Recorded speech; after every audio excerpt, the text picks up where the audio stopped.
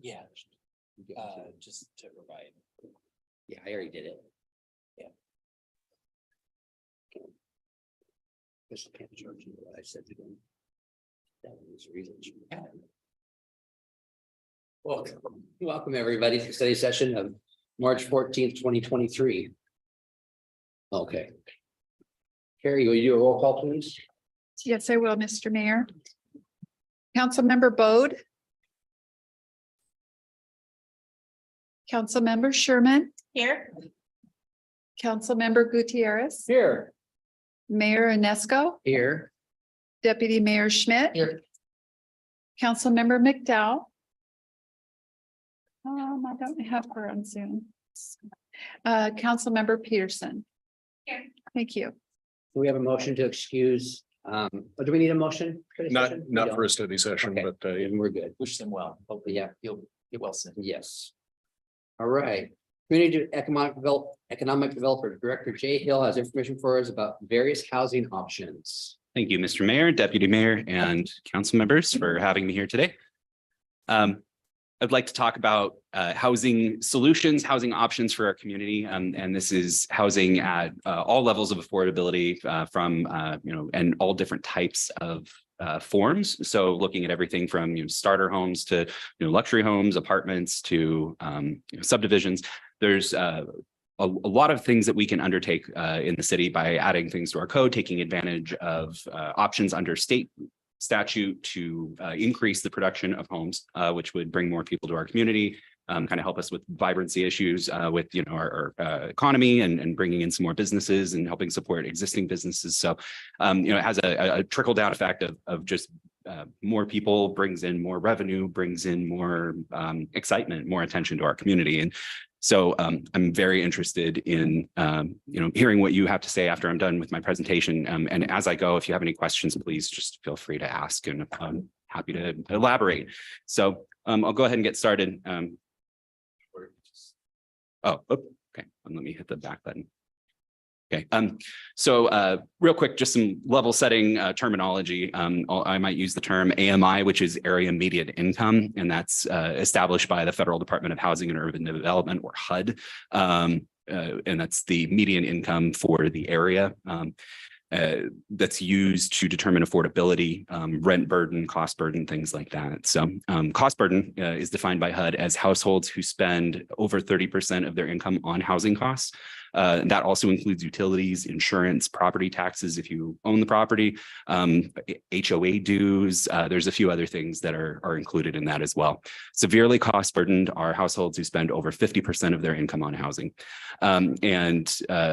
Income limits are typically defined as median income, 100% of the area household income. Extremely low income, for example, is 30% or less of the area median income. So a lot of affordability metrics that you'll see go to this moderate to median income, which is usually 80 to 120% of AMI. And so when we talk about workforce housing, it's usually that 80 to 120.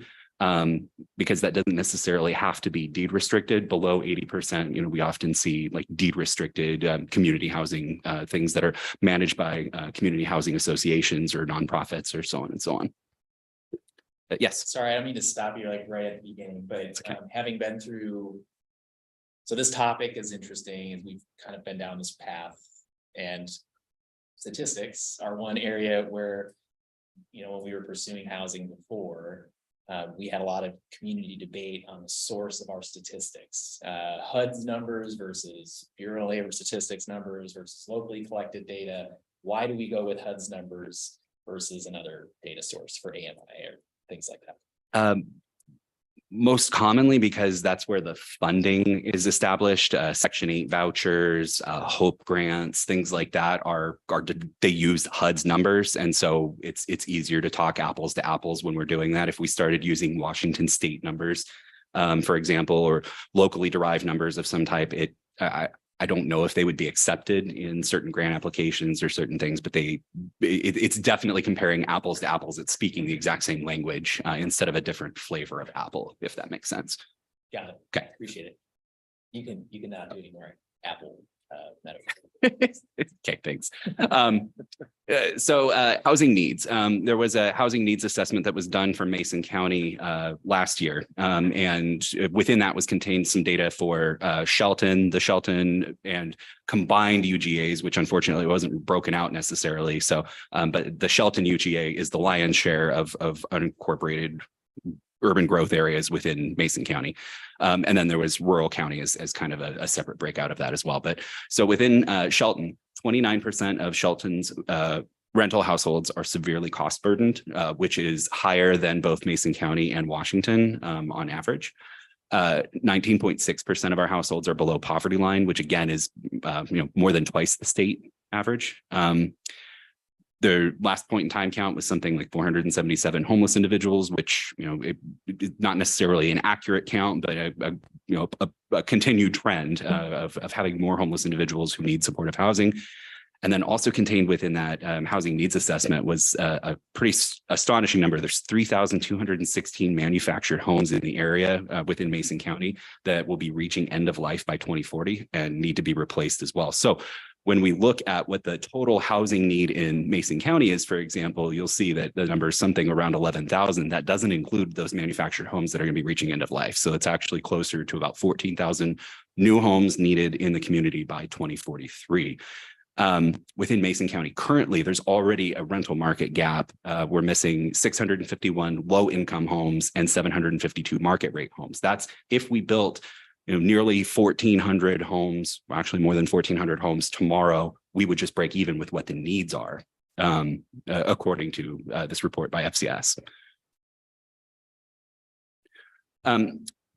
So I want to talk today about housing options and what are some different approaches that we could take as a city to encourage the production of housing at all levels of affordability and across a variety of different types. So we'll talk about the multifamily zoning district, which we don't have right now, but could. Multifamily tax exemption, which is a tool that developers use to obtain tax relief for their properties in exchange for providing certain benefits to the community. Bonus affordable units, mandatory inclusionary options, public-private partnerships. Some cities even have pre-approved plans that you can just go in and get a permit for a house that's already engineered and approved to be constructed, and then live work units. So the multifamily zoning district, as I mentioned, we don't have a dedicated multifamily zone. We have the neighborhood residential zone is the predominant zone throughout the city, and we use what's called the planned unit development process to essentially site review every individual location of like an apartment building or a multifamily complex kind of project. So most of the pictures in this presentation are things I snapped from Street View or from my phone. So they're here in town right now. So to build something like what you would see on the screen right now, you'd have to go through the conditional use permit process through the PUD. It's only allowed in certain zones. There's only multifamily zones. There's only a few multifamily zones that allow. Sorry, let me say this again. There's only a few zones that allow multifamily housing as a component as well. And so it does not give developers a lot of certainty. It doesn't give them a lot of options for property. It really is, well, if we could possibly acquire these properties, then we could have some sort of nebulous standard and then go before a hearings examiner to apply the nebulous standard and then try to get a project through in the neighborhood residential. And as we know, a lot of people don't want to see additional density in predominantly single family neighborhood residential zones. And so we've actually only seen the PUD process since it was developed used 3 times. And so the PUD process as it currently exists is a noted barrier to getting more multifamily development. We have a difficulty attracting traditional apartment buildings, complexes, whatever, within our community as a result. We have plenty of them, but our current code doesn't really encourage them. And so we've been working for the last year with BHC, a consultant, to revise our PUD standards to try to figure out if there was a way that we could make the PUD more useful and more attractive. And really, in looking at it, what we need is a multifamily zone, a zone that we apply to large parcels of apartment complexes, places where future apartment complexes could be located, et cetera.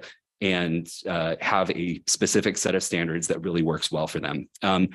As a planner by profession, I like seeing more of like mixed use projects and things like that, but there's definitely a place for just standard apartment buildings, within communities. And, to the extent that we need more workforce housing, low income housing kinds of projects, it's a really good tool. And so I would like to create a multifamily zoning district. If the council was interested in it, we could start having those discussions as a pretty quick and easy option, just to make a few places through the community more attractive to this kind of development.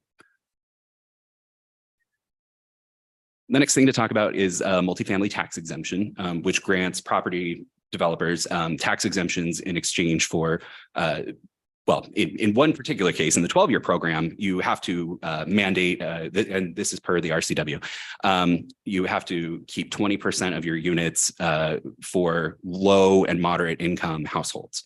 The 8-year program, so you would get tax relief for 8 years. It doesn't have any affordability requirements, so we could use the 8-year program to give someone tax exemptions for 8 years in exchange for building something that we want to see.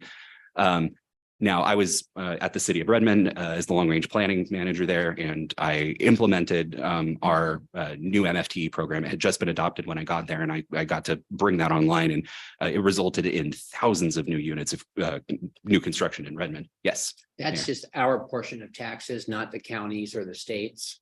Correct. Okay. Yes. Okay. Would that include levies or no? That No, I can look that I mean, the up. city's portion of the property tax, we can't forgive like What's- fire district. what's levy. been voted That's their on. own- Yeah, but Correct. we can verify that. I will look into that. I That's- don't want to speak out of turn on I that, but mean, I 75% of the taxes are voter approved. So in Redmond, for example, our 8-year program actually had an affordability standard attached to it. And then the 12-year program had a deeper affordability standard attached to it. And that was in an attempt to get more units at a deeper level of affordability. In a case where, like Shelton, for example, if there's areas that we want to see redevelopment, maybe a empty block, 2 blocks from City Hall that we wanted to see something grow on, for example, we can set our target areas for the MFTE program and say, like, this 8-year program, for example, is just to encourage development, but they could take advantage of the 12-year program. And so it gives them that exemption for either the 8 or 12-year period of time. In the case where the affordable housing has been provided, it's for the life of the project. So that's assuming a 30 to 50-year lifespan on some of these buildings that are being constructed. And so we're, giving a very small amount of our taxes for, this permanently, essentially dedicated affordable housing. And the life of the project is, it varies depending on, how long the building is going to stay standing, for sure. But it's definitely, I've seen it used to great effect. I helped the city of Lake Forest Park get their MFTE regulations established. It's been a really good tool for attracting people because, I'm not a developer, but the developers tell us that the math works out very well to make these things pencil in these like denser urban areas. So bonus and mandatory units. So we'll talk about these kind of together. Bonus units, the concept is you're just allowing someone to have one additional unit or some number, we'll say one additional unit of density per affordable unit provided. So if somebody were to do a 10-unit project and were to have one of their units be affordable, they could build an 11-unit project. And so what that ends up doing is that one unit is then deed restricted for permanent affordable housing. The developer has gotten the ability to build more units for sale or rent, which usually brings them more revenue. So it's in their interest to do this bonus.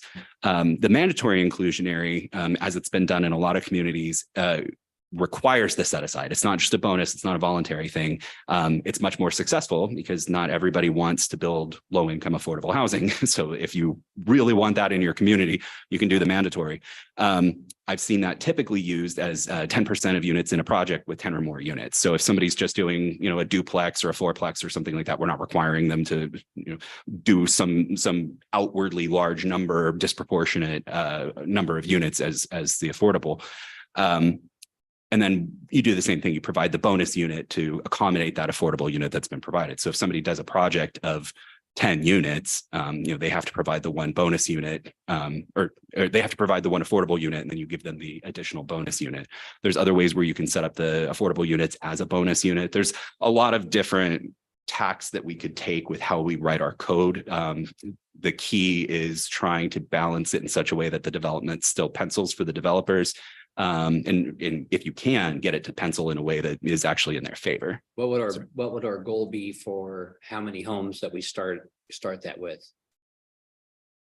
What's normally, would they start with 50 homes and they have to do the 10%, or 25 homes, they have to do the 10%? In the communities that I've worked in before, it's been 10 homes. That's been kind of the threshold. Like once you go into the double digits, then it makes sense to have the 10% as the set aside. What if they own the 370 acres and they build 9 homes, and then a month when those are done, they build 9 more? And can they get away with not doing that? The way that works, the way that we make that work, anything below, I believe, 8 units or 8 lots when you create now is a short plat.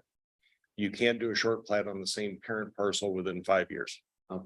So there's that 5-year exclusionary period. Once you get into a subdivision, which is, if I remember correctly, 9 or more, someone could do a subdivision for 9.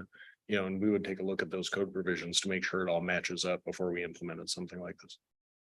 And there's some statutes that require like any projects within 5 years to be considered as a same project. There's substantial improvement requirements. There's the SEPA process, for example. So if a very large subdivision came in, 500 homes or something like that, we would consider that all in one. We wouldn't consider it as each individual home gets constructed or each phase necessarily. We would consider it as the whole of the project. And so we would, for a large project, we're assuming a very large subdivision of 500 homes, the 10% of that would be 50 additional homes that would be set aside as affordable inclusionary.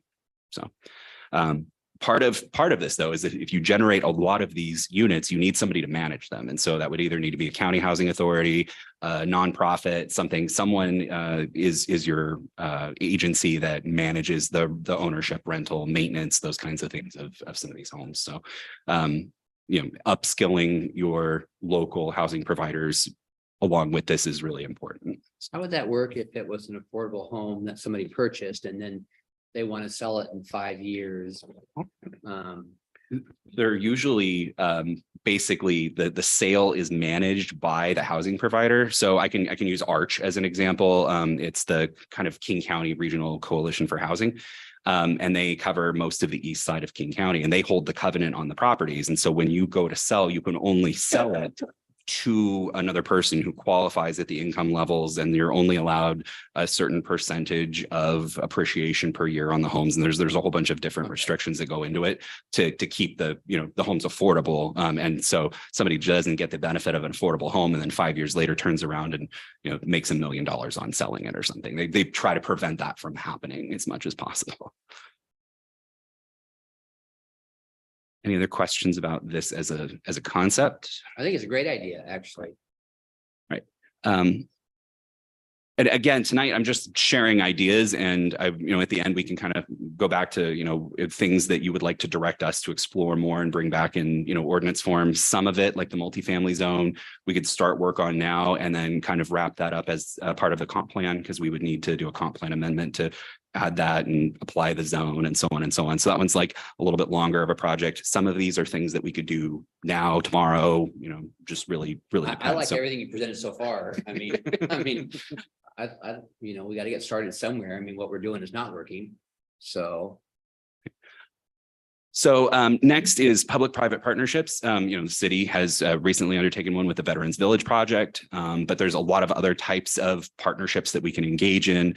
We can collect and allocate funding to buy units in projects. I've seen cities where they actually have purchased some of the units to use as workforce housing. So if a apartment complex was, let's say they wanted to build 50 apartments in a building, the city could actually say, hey, we want to purchase using our affordable housing funds or our workforce housing fund or something like that, purchase units within the projects. And not only does that help make some projects with low income components more affordable, it also sometimes works as either permanent or transitional housing for city employees. And sometimes that's really difficult to attract people. I've worked in a bunch of resort communities where it was almost essential to have city housing for transitions because there's nowhere to land, there's nowhere to stay for a year until you find the right place. It's very, very competitive housing in some of those markets. Also, it's attractive in some cases for if you can't necessarily pay competitive wages, but you can provide housing for a period of time while people are relocating. And it's something that we could consider if there were projects that were coming online. Cities can provide land. Like I said, we just have done that, and it's been probably one of the greatest gifts that we can give to affordable developers is land, because they're not making any more of it. It's hard to find, and especially it's hard to find it below market value. Cities are prohibited from creating a gift of public funds, but we can sell, lease, or contribute land at below market rates for, quote, support of the poor and infirmed. And that's from the Washington State Constitution. So we're allowed to do it. My suggestion is to, do it in places where we'll get the most bang for the buck too. We've got 30 tiny homes, for example, at Veterans Village. But, if we were to look at, what is the carrying capacity of a similarly sized parcel, 2.5 acres, in downtown, maybe we could get 100 apartment units on something like that. So, really trying to maximize the contribution that we provide and the return that we obtain as a community. Some city-owned property is held by special funds. So, the hospital, the property that's being sold to the hospital, for example, is owned by the Water Fund. There's a couple of other properties that are owned by various different funds or special purchases or whatnot. And so, those are possible properties to use for some kind of redevelopment. We just need to make sure that, if it was purchased by the sewer fund, that the sewer fund is made whole through the sale or transfer or whatnot. So there could be like an internal cost, but not necessarily an external cost to doing some of those kinds of projects. Pre-approved plans. This has been very common and pretty successful with predominantly ADUs, accessory dwelling units that people have put in their backyard or on additional, parcels that they own adjacent to their main parcel or whatnot. But I've seen communities that have like full-size houses, 800, 1,200 square feet of pre-engineered plans. And so the idea, and actually our building official is really interested in this as a concept, that we would have, a certain number of plans that we purchase from an architect or whatnot, have them available. They're already pre-engineered, they're pre-approved. We just come in and make sure that, your zoning's correct, your site plan's correct, and, out the door basically to get your homes constructed. So not only does that bring down the cost of construction, it brings down the approval times for construction. It's been very effective, and you can have some really nice houses. I grabbed a bunch of pictures of small cottage ADU kind of things, but you can have them as large as you want based on standard city lot sizes and things like that. Live work units. I did not get this picture from the city of Shelton. I got this from Redmond, where I used to work, because I think these are very, very cool. They're essentially townhouses where you've got the residences above and the office and shop space below. So on this particular street, there's a massage therapist, a pet supply store, a computer repair shop, a little cafe, a couple of other things where the business is down below, and you can literally see the stairs up in the back going up to the residential unit up above and behind. This allows one investment in real estate instead of two. You can buy one building, where you have your business and your home, and they're specifically designed and covenanted to be used for that. Legally live in your business, yes. And this attracts artists. It attracts a lot of independent professionals, who might have attorneys, accountants, limited medical professionals, things like that, where you have a kind of a pedestrian walk-up office space. And so we don't currently have them as an enumerated use in our code. We have kind of a vague reference to mixed use development, which this kind of is, but I'd like to see it go a step further, and we actually allow live work units, call them out. And this could go into the multifamily zone, or it could go into our downtown zones, et cetera, but really trying to set up this as not just a form that we allow, but that we encourage.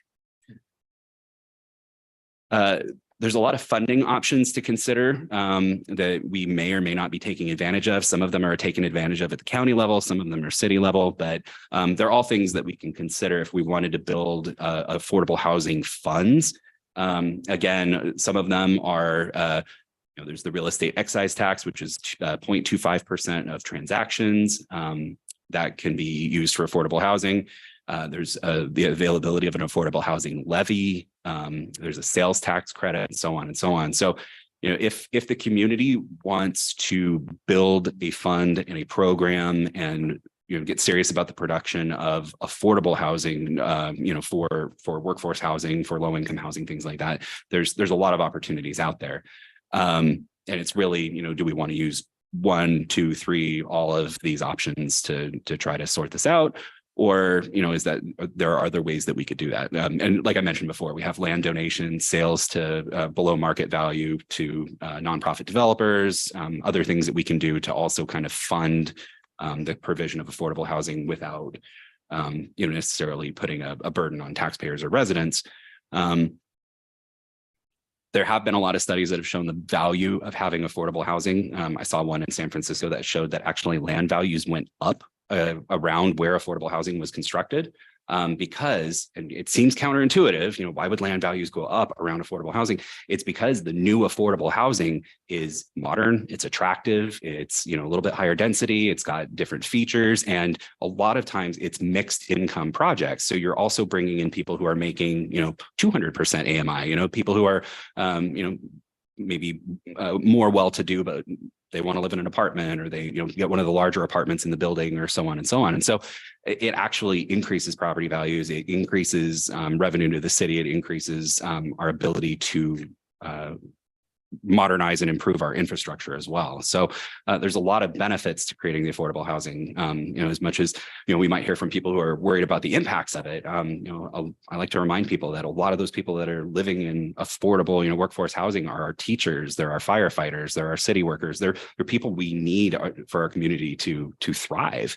And those people are the ones that if they're living here, they're spending their tax dollars here. They're not spending it by commuting. They're, coaching Little League, things like that. So I like to remind people, that they're not a burden. They're part of our community, and they're providing essential services and becoming our friends and neighbors. So, and that map that I have there is not coincidentally a map of city-owned properties. And I don't expect anybody to be able to read it from here, but essentially it shows what properties we have that are available for surplus. Some of them are held by special funds. Some of them we could get rid of tomorrow, so on and so on. But like, as I mentioned, land donation, sales, being able to repurpose property is one of the easiest low-hanging fruits the city can do.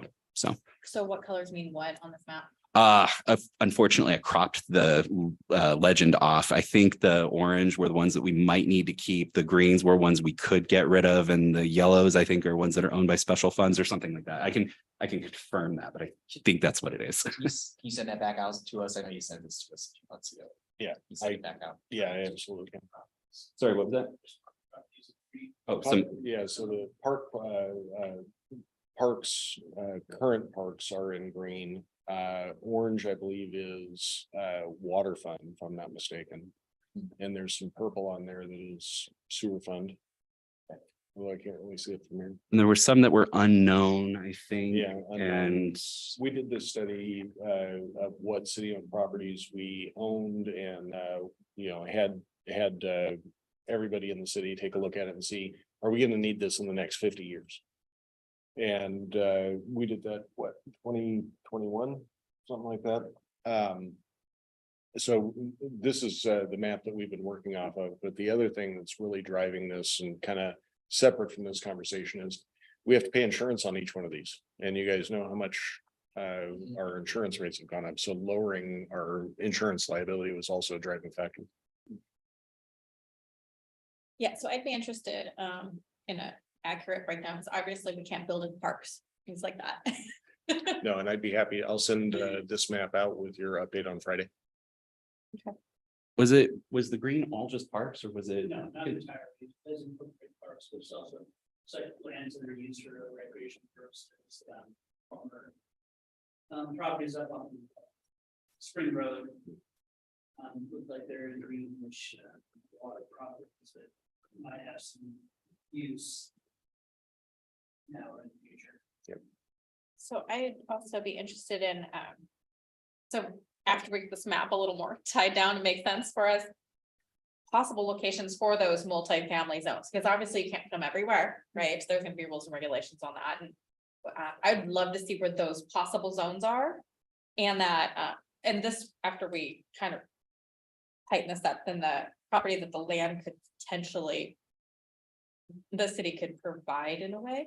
I'd love to see where those spots are, because I think that would help a lot to understand what our possibilities are.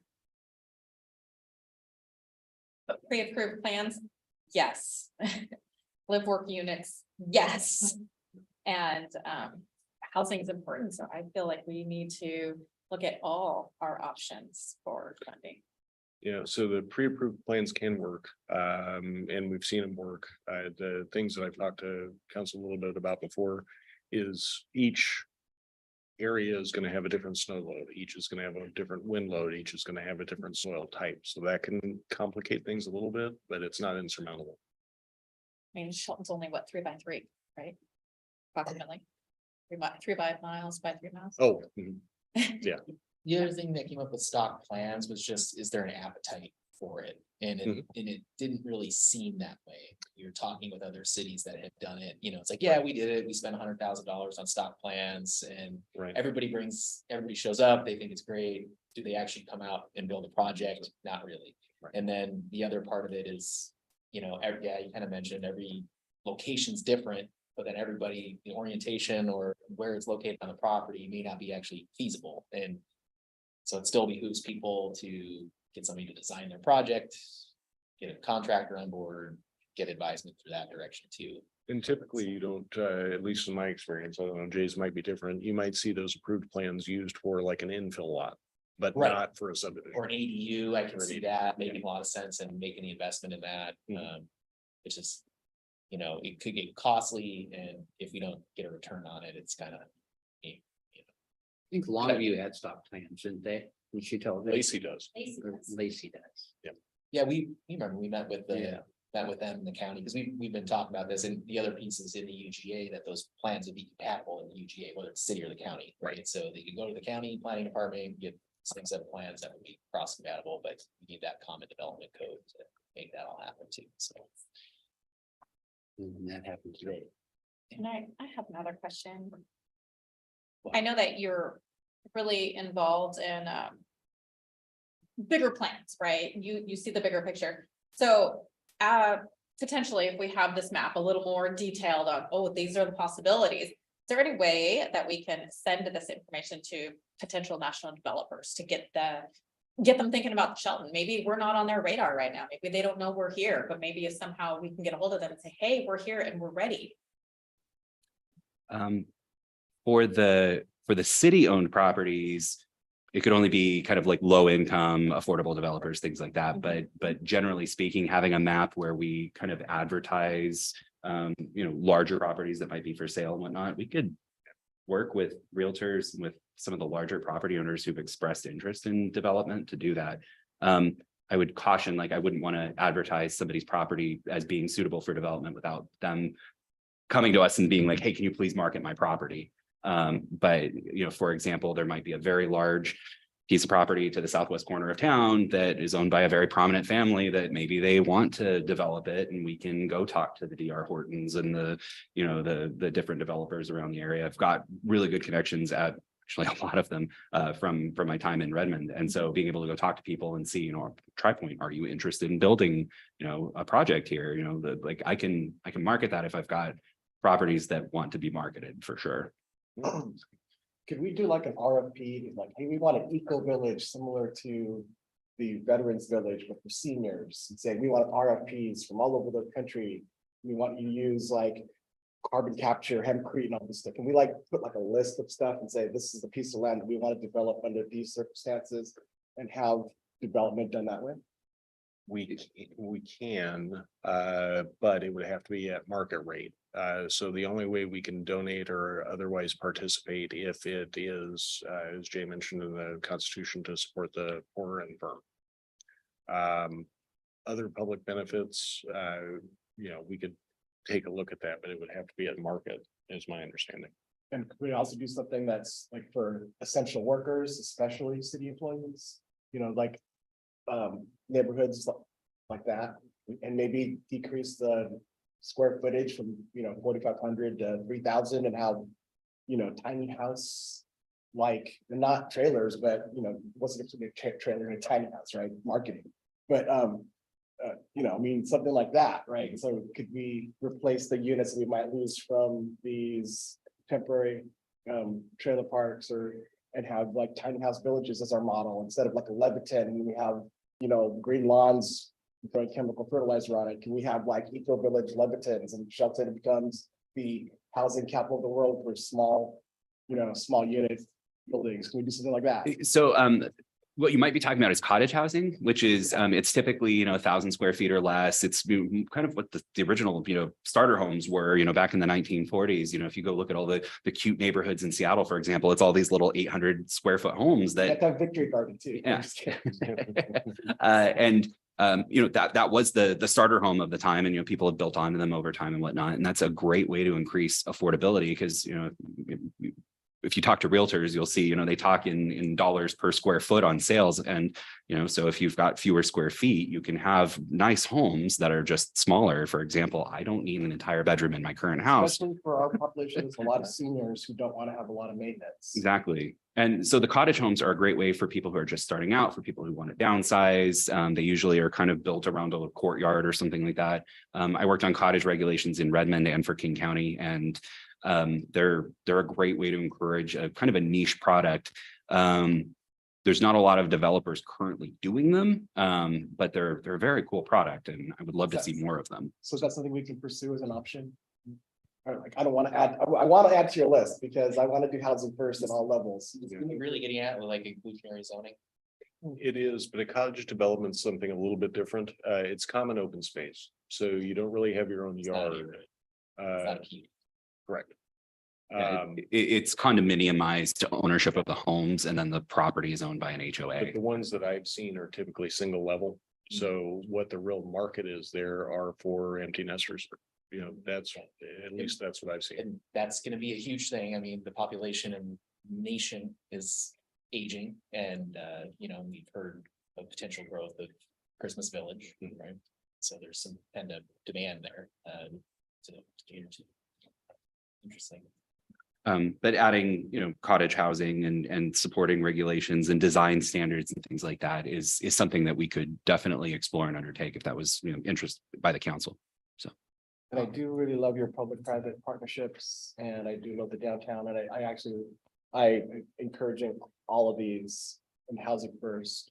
And what we've kind of settled on was sort of a net zero effect, but we're not really dealing with housing so much. So I really love that every level we should approach. And I agree with the mayor, and I agree with the council member here. We have a lot of appetite for having housing solutions. So thank you. On the multifamily zoning districts, we're probably gonna have to address the height limit too, when you rewrite these. Correct. Yeah, our current height limit isn't really conducive to a lot of multifamily zoning, and there's a lot of places where the height limit could be increased, and I don't think a lot of people would even notice. We have very tall trees around here that do really good jobs of breaking up the sight lines. And so I think we could do a little bit more, and people wouldn't even blink. Again, we've, been down the discussion around affordable housing, having PTSD from that a few years ago. But, one of the things I think, especially when we're talking about regulations, and we're talking about taxes or fees or impact fees and stuff like that, sometimes, the public looks at that as, we're being heavy handed, we're overreaching, over regulating. But I kind of, over the years, I've learned that this isn't that at all. This is actually managing growth. And taking into account as we grow the existing population that is here today. And so as a 1,500 unit housing market rate housing comes on board, or 100 units or whatever it is, there is a provision to take care of the people who are currently living here and paying taxes here, who have been, establishing roots in our community. And I'm a fan of that. And as long as we go through this in a responsible way, we weigh everything out. Again, I think managed growth versus unmanaged growth is the way to go. And Yeah, I'm excited to see some of these options kind of come to fruition and. You know, my other question is, you know, what happens when you do have a developer that. Doesn't want to do anything affordable and we haven't created any. Ordinance around it, because you know, we avoided the regulation on that, let's say, what about the housing sort of impact fee, if they choose to not do an affordable component, is there an impact that we can assess on that project? To my knowledge, you're only allowed to assess impact fees under state law for fire, utilities, parks and schools. And so we're pretty limited. There's the legislature has set up other tools to obtain funding for affordable housing, but impact fees, to my knowledge, is not one of them. So. Yeah, I'm not aware of any either. And to kind of expand a little bit on that question. I think that Jay mentioned earlier that you can designate those areas for the multifamily tax exemption. It wouldn't be citywide. Right, at least I don't think that would be our recommendation. We would just target specific areas and we would look for areas where the infrastructure, especially the road network and transportation options are already more robust for the higher density project. But yeah, that's how we would look at those types of things, but a housing impact fee, I don't think is anything that. Well, that Yeah, could be another way you could go about it, if it's Sure. on the utility base and yeah, you're gonna impact sewer and water utility, then those impact fees increase. Because you're not doing an affordable component. Potentially. and we And- can take a look at that. And I would like to add, you know, for the production of housing at all levels of affordability, I have 4 subdivisions that I'm currently negotiating with in the community that, not Peacock Ridge, just for full disclosure, but 4 subdivisions, totaling about 800 units that, we don't have the water for right now. And so being able to provide infrastructure, being able to provide reservoir storage and instantaneous flow capacity and things like that would do wonders for encouraging the production of homes. I mean, literally had another meeting today where I told people like, you know, we're working on this, but you know, it's a kind of a longer term solution. I'm also working on some shorter term solutions to try to help bring some funding to the table, make a partnership, et cetera. But until we can get some of those things online, these are all on hold. And even some of these other options that I've presented today are going to be difficult to accomplish, except in some very limited circumstances in the city right now. So just as we talk about affordable housing, you know, just to keep that on the back burner, that infrastructure is critical, and we have a deficiency in our water infrastructure right now that really needs to be addressed. And once Just the storage. just the storage, some of the transmission, but mostly the storage. And so hopefully, you know, if we can, you know, I'll keep working on my code components. I'll keep working on the subdivision components. Public Works works on the water storage issue, and together we, you know, are ready to go when these developers are coming through our door.